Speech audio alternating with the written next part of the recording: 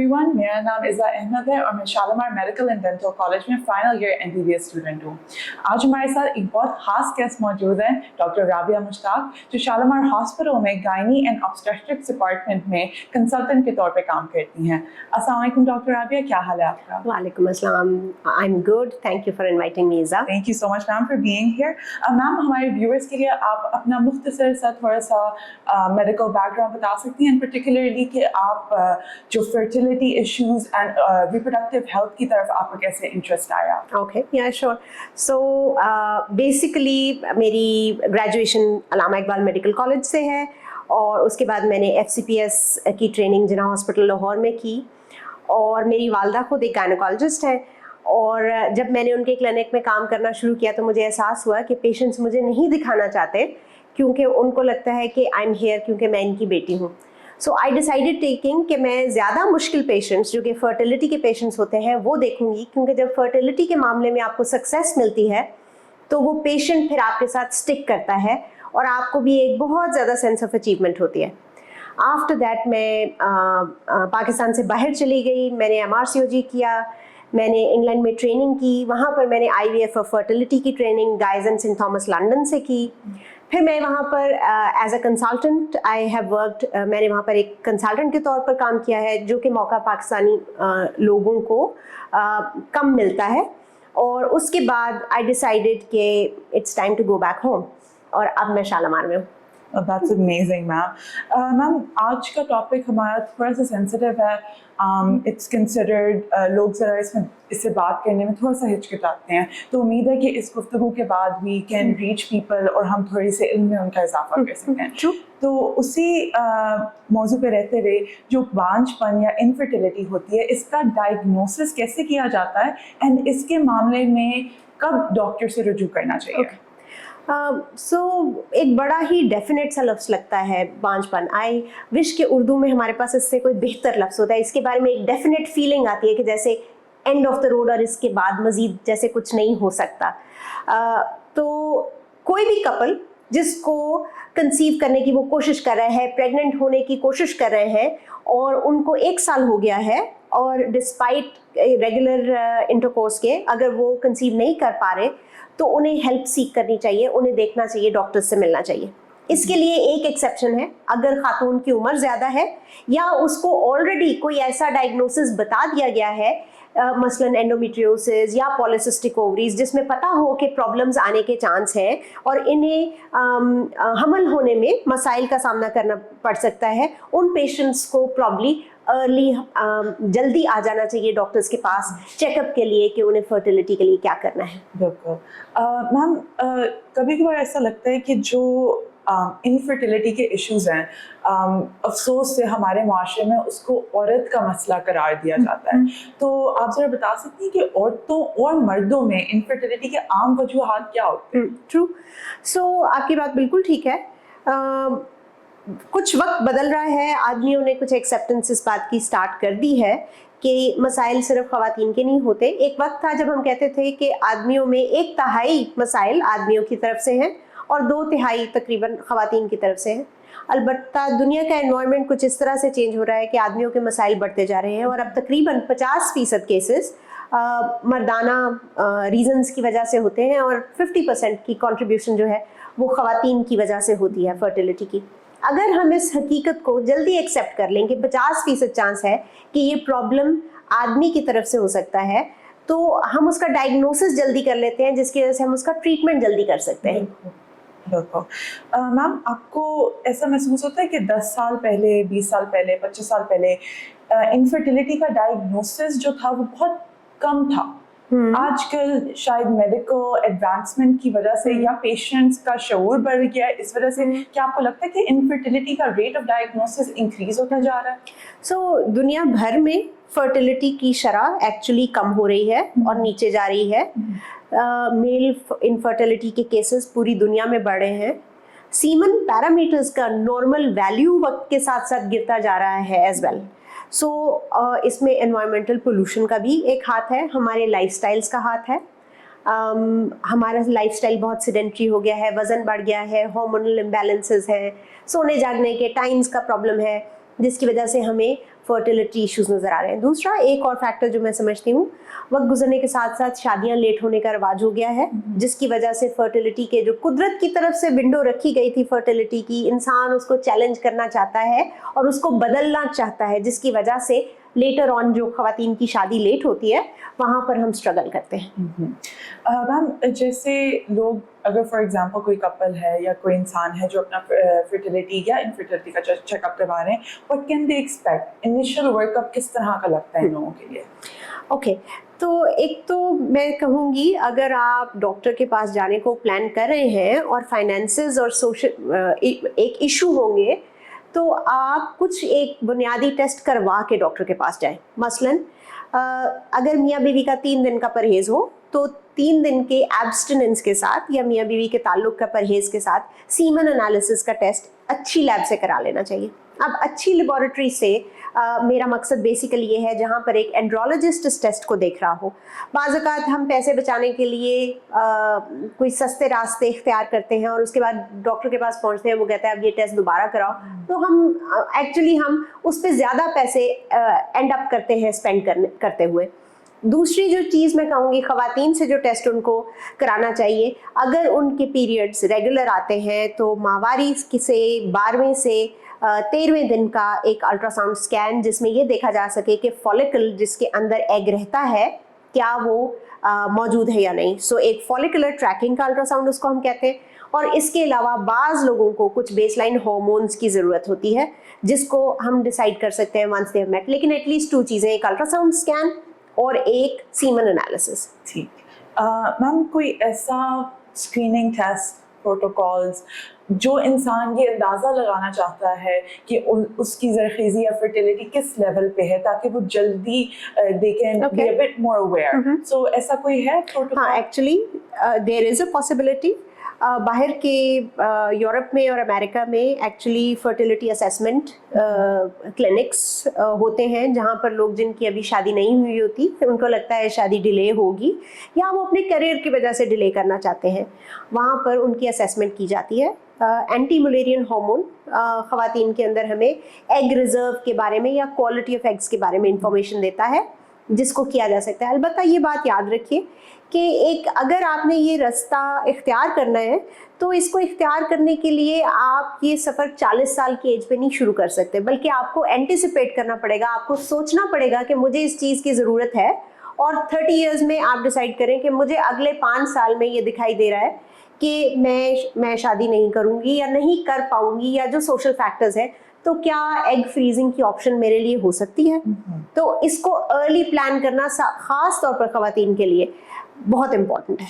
Early के like how early 20s की as में सोचें, अर्ली लेट टीन्स या लेट 20s? सो जैसे मैंने आपसे कहा कि एक्चुअली कुदरत ने तो वक्त रखा था और वो जो फर्टिलिटी विंडो रखी हुई थी वो ऐसे डिज़ाइंड इस तरह की थी कि ख्याल था कि 30 साल की उम्र तक ख़वातीन अपनी फैमिली कंप्लीट कर लेंगी। अनफॉर्चुनेटली सोशल सिस्टम इस तरह चेंज हो रहा है कि अब ये इस बात का ज़्यादा चांस है कि हमें एक 40 साल की पर्सन की शादी का पता चले एज़ कम्पेयर टू कि हमें पता चले कि किसी की शादी 18 साल की उम्र में हो गई है। तो इट इज़ मोर लाइकली कि डिलेड मैरिजेस बढ़ती जा रही हैं as compare too early marriages. तो वो विंडो इज़ वही है मौजूद जो है जिसमें बेस्ट क्वालिटी एग्स मौजूद है, वो विंडो वही 20 to 30 वाली है। 35 के बाद बड़ा डिक्लाइन आना शुरू हो जाता है। बाय 40 इस बात से अंदाज़ा लगाइए कि जब IVF के एम्ब्रियोज़ को स्टडी किया गया तो ये पता चला कि 30 साल की उम्र में बनने वाले एम्ब्रियोज़ के नॉर्मल होने का चांस 80% है, जबकि 40 साल की उम्र में 10 साल के पीरियड में द चांस कि वो एम्ब्रियो नॉर्मल होगा वो 20 से 25% है। रेशो जो है वो इन्वर्ट हो गई है इन 10 सालों में जी। इतने इम्पोर्टेंट हैं ये ईयर्स ख़वातीन के लिए। मैं हमेशा इस बारे में कहती होती हूँ कि रादर देन कि हम सोसाइटी के उस नॉर्म को फॉलो करें कि वक्त के साथ साथ शादियाँ आगे हो रही हैं, सोसाइटी को ज़रूरत है अपने बच्चों को वो सपोर्ट प्रोवाइड करने की जहाँ वो जल्दी शादियाँ कर सकें, जल्दी फैमिलीज शुरू कर सकें if they want to, and even if they don't want to start families, at least एक दूसरे को दे गेट टू नो اور ہم بہت ساری سوشل برائیوں سے بچیں گے اگر ہم وقت پر انیشیٹ کر سکیں ایک فیملی سسٹم. سو میرا خیال ہے اس سلسلے میں بہت سارا سوشل کام ہونے کی ضرورت ہے. ہمیں اسٹیبلش لڑکا چاہیے اپنی بیٹی کے لیے, لڑکی کی ایجوکیشن اتنی ہونی چاہیے. دا کانسیپٹ کہ 2 لوگوں کی شادی ہو سکتی ہے جب وہ ایجوکیشن کے مراحل ابھی طے کر رہے ہیں, that concept is not there. Ma'am آپ نے تھوڑی دیر پہلے لائف اسٹائل فیکٹرس کی بات کی تھی. آپ ایسے کون سے ہیبٹس یا ایسے فیکٹرز آپ دیکھتی ہیں اپنی پریکٹس کے اندر دیٹ یو تھنک دیٹ لوگوں کو ماڈیفائی کرنا چاہیے؟ That's a very good question. خواتین میں ویٹ بہت زیادہ. میرے پاس خواتین آتی ہیں اور کہتی ہیں کہ فلاں عورت تو اتنی موٹی ہے, اس کو تو پریگننسی ہو گئی تو مجھے کیوں نہیں ہو رہی. تو آئی آلویز ٹیل دیم کہ ایک اوبیسٹی اور ہارمونس کا چینج ضروری نہیں ہر کسی میں آئے, لیکن جسٹ بیکاز کچھ کسی ایک برے فیکٹر کے ساتھ کوئی پریگننٹ ہو رہا ہے اس کا یہ مطلب نہیں ہے کہ ہمیں جو بلاکیج آ رہا ہے ہم اس کو کویسچن کریں, بلکہ ہمیں چاہیے کہ ہم اسے چینج کر کے لائف اسٹائل کو اپنے ہیلدی کر لیں. سو ویٹ لاس بہت امپورٹنٹ ہے. 5 kg ویٹ لاس اپنے بیس لائن سے باڈی کے ہارمونس کو موبلائز کرتا ہے ٹورڈز نارمل. اسی طرح سونے جاگنے کے ٹائم اللہ تعالیٰ نے رات سونے کے لیے بنائی تھی, دن جاگنے کے لیے بنایا تھا. بہت سارے باڈی کے ہارمونز اپنے آپ کو نائٹ ٹائم سے, اندھیرے سے ریگولیٹ کرتے ہیں. ہم ان کی ریگولیشن خراب کر دیتے ہیں کیونکہ ہم رات کو دیر سے سوتے ہیں, لائٹ آن کر کے سوتے ہیں, mobile screen on the beds استعمال کرتے ہیں بہت زیادہ. As a result of which ہمارے ہارمونل امبیلنس آتے ہیں. اسموکنگ, الکوہول کا استعمال آئی ہیو سین ان کلاسز جہاں پر دیسی شراب بھی ہے اور جہاں پر بہت ولائتی شراب بھی ہے. I have seen both the extremes there. So alcohol sperms کی کوالٹی کو افیکٹ کرتی ہے. سو یہ اس کے علاوہ اسموکنگ. اگر میں انگلینڈ میں ایک پیشنٹ دیکھ رہی ہوں تو مجھے NHS فنڈنگ ہی نہیں جاری کرے گا ایک IVF سائیکل شروع کرنے کے لیے اگر ہسبینڈ یا وائف میں سے کوئی ایک اسموک کرتا ہو. اس کا مطلب ہے کہ اسموکنگ اتنا امپیکٹ رکھتی ہے کہ انہیں پتہ ہے کہ جس ٹریٹمنٹ پہ ہم انویسٹ کر رہے ہیں اس کا سکسیس ریٹ کم ہو جائے گا, وہ ولنگ نہیں ہے اس پہ پیسہ لگانے کے لیے. تو ہمیں اسموکنگ کو کم کرنے کی ضرورت ہے. اسٹریسز آف لائف کو کم کرنے کی ضرورت ہے. اسٹریس آپ دیکھو, ایک لڑکی کا ایگزام آتا ہے اس کے پیریڈز ریگولر ہو جاتے ہیں, اس کی شادی ہوتی ہے اس کے پیریڈز ریگولر ہو جاتے ہیں. اسٹریس اتنا زیادہ ریپروڈکٹیو ہارمونس کو خراب کرتا ہے. قدرت کے پوائنٹ آف ویو سے دیکھو, ایک جانوروں کا کپل اس کا چانس بہت کم ہے کہ وہ ریپروڈیوس کرے گا اگر وہ اسٹریسفل انوائرمنٹ میں. اگر ایک زو کا انوائرمنٹ اچھا نہیں ہے تو کیپٹیوٹی میں ایک جانور بھی ریپروڈیوس نہیں کرتا. قدرت اس کو شٹ ڈاؤن کر دیتی ہے کیونکہ ریپروڈکشن یا تولید جو ہے اس کو ایک لگژری فنکشن کے طور پہ دیکھا جاتا ہے, سروائیول فنکشن کے بعد کی چیز ہے. تو جب ہم اسٹریس میں ہوتے ہیں تو قدرت کی نظر میں یہ کپل جو ہے تیار نہیں ہے ایک اور لائف کی ٹیک کیئر کرنے کے لیے. اس کے تو ابھی اپنے ہی بہت سارے اسٹریسز ہیں. Absolutely. I think, ma'am, that's a very important thing and people should know more کہ جو ہم لوگ عام سی باتیں اب جو سمجھ رہے ہیں especially student life میں they carry on آگے بھی جا کے your unhealthy habits have such a profound effect. Yeah. میم اس کے ساتھ ساتھ I think جو سب سے important question جو یہی ہے کہ جو بانجپن ہے یا انفرٹیلٹی ہے اس کے علاج کے کیا کیا وسائل ہیں اور ایک انسان سے دوسرے انسان کے لیے وجہ کی بنیاد پہ وہ علاج کیسے مختلف ہو سکتا ہے؟ Okay, all right. ایک تو کچھ ایک چیزیں ہیں جو بیسیکلی جو کہ سب کے لیے سیم ہے. آپ کے پاس کتنا ہی پیسہ کیوں نہیں ہے, آپ بیس لائن فرٹیلٹی کا اپنا سسٹم ٹھیک کیے بغیر آپ IVF کو بھی کامیاب نہیں بنا سکتے. سو ایسا نہیں ہے کہ IVF میں یو تھرو منی اور آپ کو رزلٹ مل جائے گا. آپ کو اپنا فنڈامنٹل ٹھیک کرنا پڑے گا, آپ کو اپنا ویٹ ٹھیک کرنا پڑے گا, آپ کو اپنا لائف اسٹائل ٹھیک کرنا پڑے گا, اور اس کے بعد اپنے وائٹامن ڈی لیولز کو میک شور کریں کہ نارمل ہے. کوالٹی جو ایگ اور اسپرم کی ہے اس کو امپروو کریں بفور یو موو آن. اور بڑی بار ایسے ہوتا ہے کہ ایک مریض جس کا ہم ڈیسائیڈ کرتے ہیں کہ اس کو 12 سال سے پریگننسی نہیں ہوئی اور اس کو ہم نے IVF کے لیے پریپیئر کرنا ہے, ہم اسے پریپیئر کرنا شروع کرتے ہیں اور وہ پیشنٹ پریگننٹ ہو جاتی ہے بیکاز پرابلم صرف اس لائف اسٹائل کا تھا. اس کے بعد اگر لائف اسٹائل ہم نے ٹھیک کیا ہے, اوویلیشن انڈکشن دی جا سکتی ہے. اگر ایگ نہ بننا مسئلہ ہے, پاکستان میں بہت سارے لوگ اوویلیشن انڈکشن बहुत सारी ख़वातीन ओवुलेशन इंडक्शन लेते रहती हैं जस्ट बिकॉज कि ये एक फर्टिलिटी का ट्रीटमेंट है जो एक जनरल फिजिशियन भी दे सकता है या कोई भी दे सकता है। याद रखिए, ये कुदरत ने हमें एक ख़ास फिक्स नंबर एग्स का दे के भेजा है और हम उसमें से इस्तेमाल कर रहे हैं। जब आप रोज़ रोज़ वजह जाने बगैर एग बनने वाली दवाइयाँ लेके हर साइकिल में इस्तेमाल करते हैं, आप अपने उस रिजर्व में से इस्तेमाल करें। बाय द टाइम आपको वजह मिलती है, आपका रिजर्व इतना कम हो चुका होता है और उसमें क्वालिटी पीछे इतनी कम रह जाती है कि आपने देर कर दी होती है। सो मेक श्योर कि बगैर डायग्नोसिस के ट्रीटमेंट मत लीजिए, वजह जानने की कोशिश कीजिए। अगर उसके बाद वजह नहीं मिलती और अनएक्सप्लेन्ड इनफर्टिलिटी हम कहते हैं, तो ये एक सफ़र है, डाउन द रोड ये जवाब है। बिगिनिंग से आप इसको ऐसे मत स्टार्ट कीजिए।